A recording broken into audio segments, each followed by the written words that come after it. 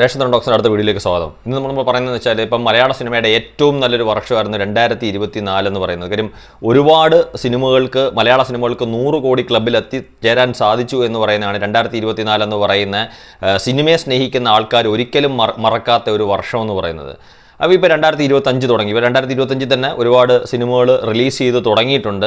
പക്ഷേ ഈ ഒരു ജനുവരി 23 ആകുമ്പോഴത്തേക്ക് മമ്മൂക്കയുടെ നമ്മൾ കാണാൻ കാത്തിരിക്കുന്ന Dominic and the lady person എന്ന് പറയുന്ന ഗൗതം വാസുദേവനോ ഡയറക്റ്റ് ചെയ്യുന്ന മമ്മൂക്കയും ഗോകുൽ സുരേഷും അഭിനയിക്കുന്ന സിനിമ, അതിൻ്റെ ടീസറൊക്കെ നമ്മൾ കണ്ടിട്ടുണ്ട്. അതേതാണ്ട് ജനുവരി 23 വരുന്നത് തന്നെ ഏറ്റവും വലിയൊരു ശുഭസൂചനയാണ്. കാരണം വെച്ചാൽ ഈ ജനുവരിയുടെ ഏറ്റവും വലിയ പ്രത്യേകത എന്താണെന്ന് വെച്ചാൽ മലയാള സിനിമ ഭരിക്കുന്ന മലയാള സിനിമയുടെ രാജാക്കന്മാരെന്നോ അല്ലെങ്കിൽ തമ്പുരാക്കന്മാരെന്നോ ഒക്കെ നമുക്ക് പറയാൻ സാധിക്കുന്ന മമ്മൂക്കയുടെയും ലാലേട്ടൻ്റെയും സിനിമ ഈ ജനുവരി മാസത്തിൽ, അത് 2025 തുടക്കത്തിൽ തന്നെ റിലീസ് ചെയ്യുന്നു എന്ന് പറയുന്നതാണ് മലയാള സിനിമയിലെ ഏറ്റവും സന്തോഷകരമായിട്ടുള്ള അല്ലെങ്കിൽ ഏറ്റവും ശുഭകരമായിട്ടുള്ള ഒരു കാര്യമായിട്ട് അല്ലെങ്കിൽ അത്തരത്തിലുള്ള സൂചനയായിട്ട് എനിക്ക് തോന്നുന്നത്. കാര്യം ജനുവരി 23 മമ്മൂക്കയുടെ Dominic and the lady person release ചെയ്യുന്നെങ്കിൽ ജനുവരി 30 തരുൺ മൂർത്തി ആദ്യമായിട്ട് ലാലേട്ടനെ നായകനാക്കി ഒരുക്കുന്ന തുടരും, ലാലേട്ടനും ശോഭനയും കൂടെ. തീർച്ചയായിട്ടും നമുക്കറിയാം തുടരും എന്ന് പറയുന്ന സിനിമയ്ക്കകത്ത് ഒരു സാധാരണ സിനിമയായിട്ടൊക്കെ നമുക്കിപ്പോൾ തോന്നുമെങ്കിലും തരുൺ മൂർത്തിയുടെ ഒരു സ്റ്റൈല് വെച്ചിട്ട് പ്രത്യേകിച്ച് ഇത്തരത്തിലുള്ള ഒരു കഥ ഒരു സാധാരണ രീതിയിലുള്ള കഥയാണെങ്കിൽ ലാലേട്ടൻ ആ കഥയിലേക്ക് പോകുമെന്ന് ഞാൻ പ്രതീക്ഷിക്കുന്നില്ല. എന്തെങ്കിലും ഒരു പ്രത്യേകത നമ്മളിപ്പം ചില സിനിമകളിൽ കണ്ടിട്ടുള്ള കണക്ക് അല്ലെങ്കിൽ തരുൺ മൂർത്തിയുടെ സിനിമകളുടെ ഒരു സ്റ്റൈല് വെച്ച് നോക്കുമ്പോഴത്തേക്ക് ആ ഒരു സ്റ്റൈലിൽ ഒരു പക്ഷേ നമുക്ക് ഒരു ചിലപ്പോൾ ഒരു സസ്പെൻസ് ഒക്കെ ഇട്ടുകൊണ്ട് പോകുന്ന രീതിയിലൊക്കെ ഉള്ള ഒരു സിനിമയായി മാറാൻ സാധ്യതയുണ്ട് തുടരും. അപ്പോൾ ഏതായാലും ജനുവരി 23 ജനുവരി 30 റിലീസ് ചെയ്യുന്ന മമ്മൂക്കയുടെ ലാലേട്ടൻ്റെ സിനിമകളിൽ ഒരുപാട് പ്രതീക്ഷകൾ ഓരോ സിനിമാ പ്രേക്ഷകനും ഉണ്ട് എന്നുള്ളത്.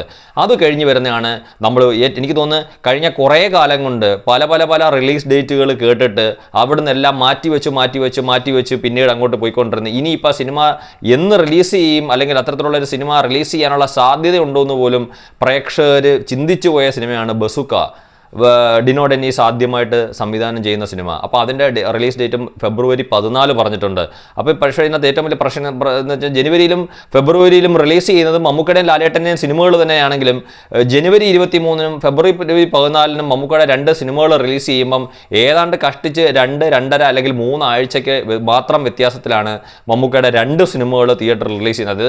ഏറ്റവും വലിയ വിജയമായി തീരുമെന്ന് നമ്മൾ പ്രതീക്ഷിക്കുന്ന മമ്മൂക്കയുടെ 2 സിനിമകളാണ് ഡൊമിനിക്കും അതുപോലെ ബസുക്ക എന്ന് പറയുന്നത്.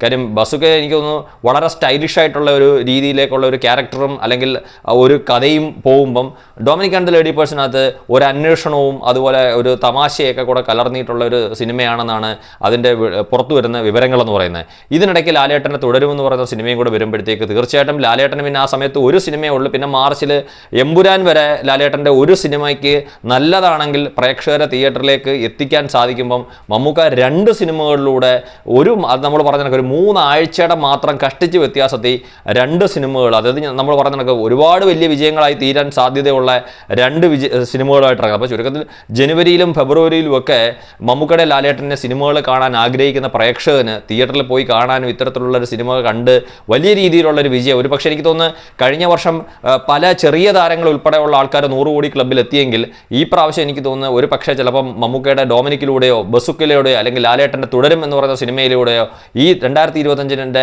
ആദ്യ 100 കോടിയിലേക്കുള്ള യാത്ര തുടങ്ങുന്നത് മമ്മൂക്കയോ ലാലേട്ടനോ ആയി തീരട്ടെ.